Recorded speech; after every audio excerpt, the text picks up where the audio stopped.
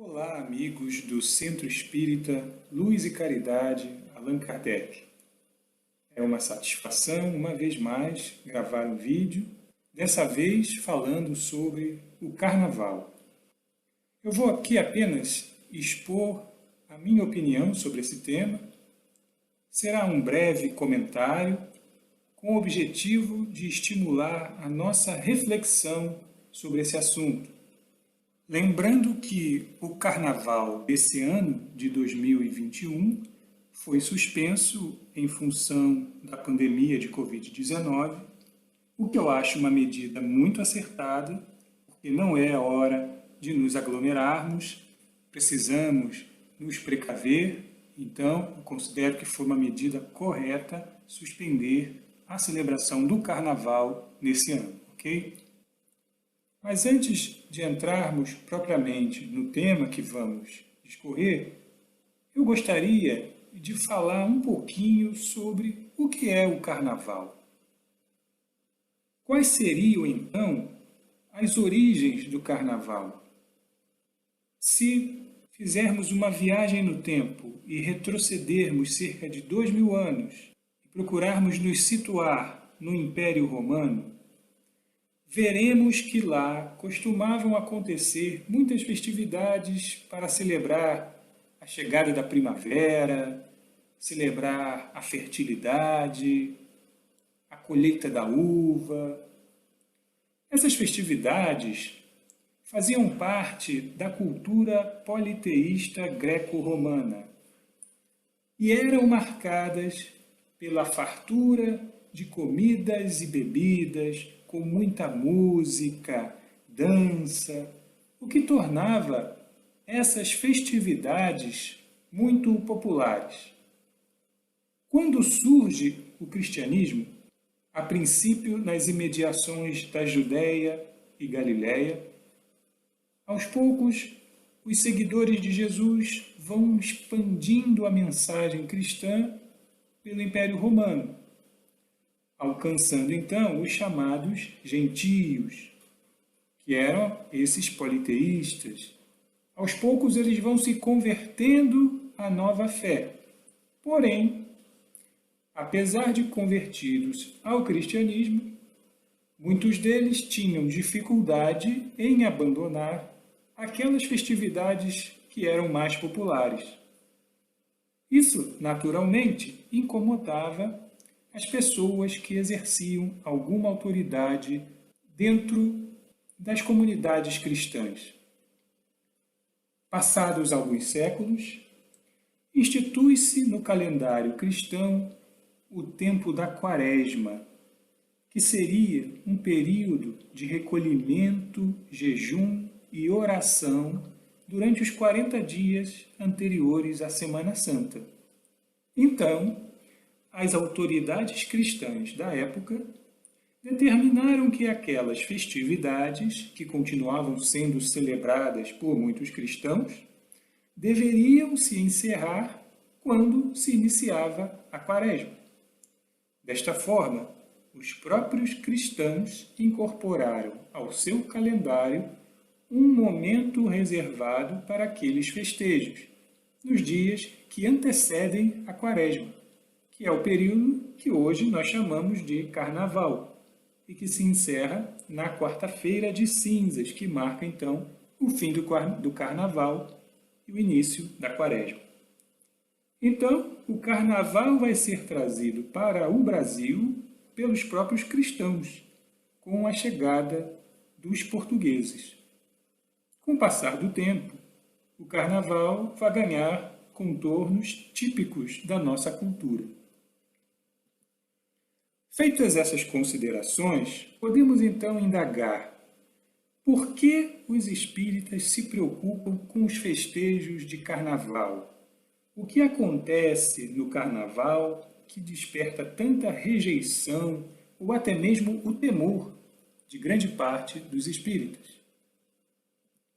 Vou pontuar aqui apenas alguns problemas relacionados ao Carnaval, aqueles que julgo sejam os mais importantes para a nossa conversa e que podem explicar o motivo dessa aversão dos espíritas.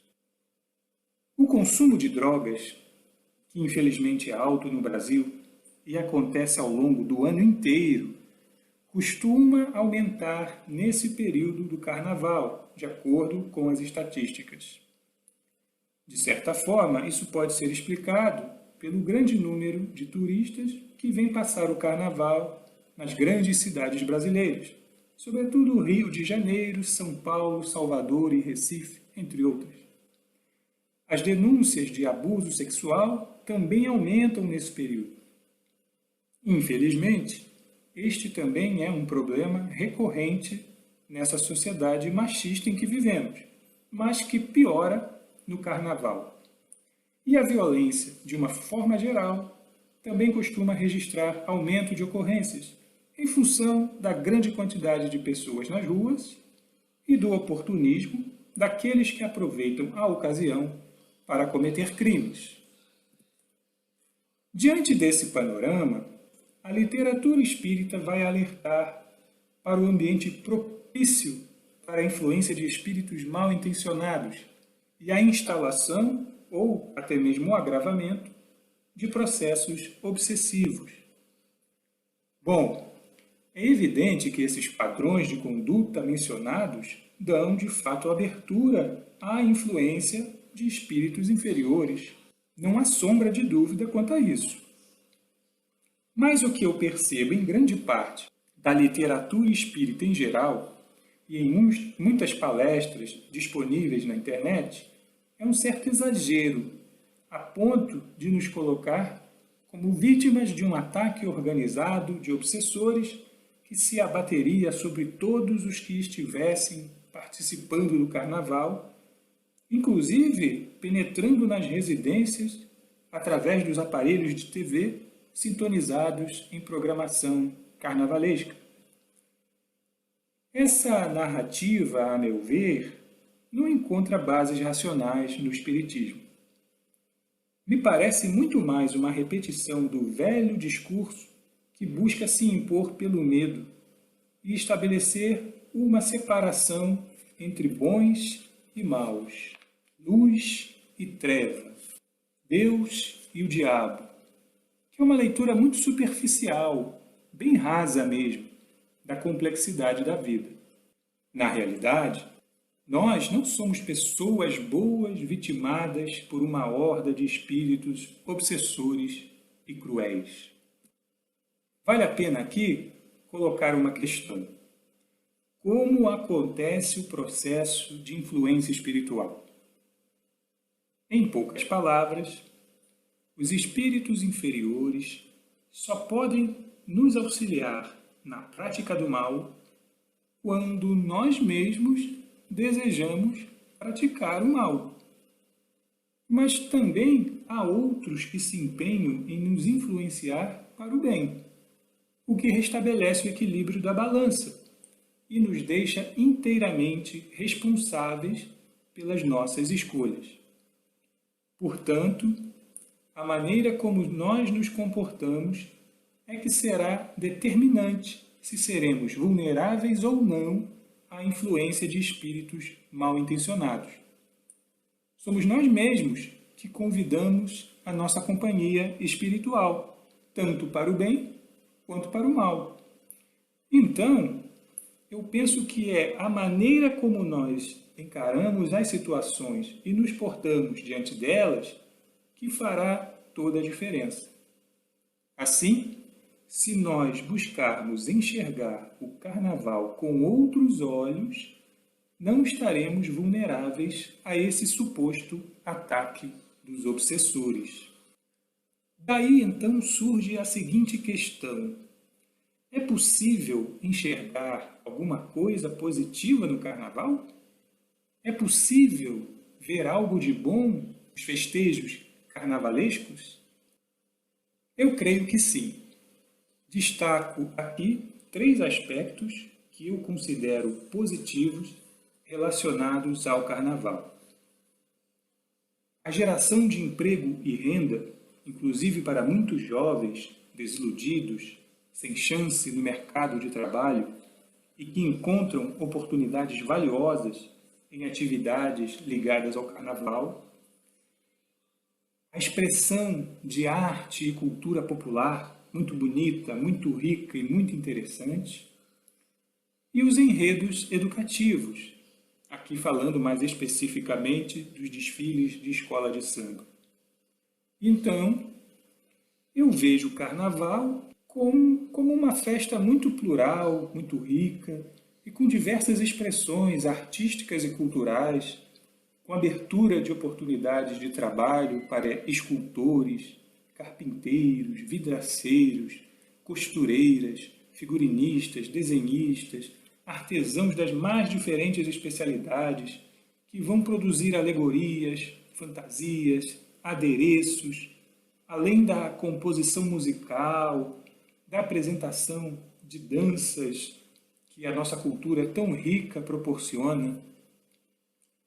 E os enredos das escolas de samba, que contam uma história que é fruto de uma pesquisa bem elaborada e que são apresentados numa grande performance musical e teatral que compõe os desfiles, eu posso falar da minha própria experiência.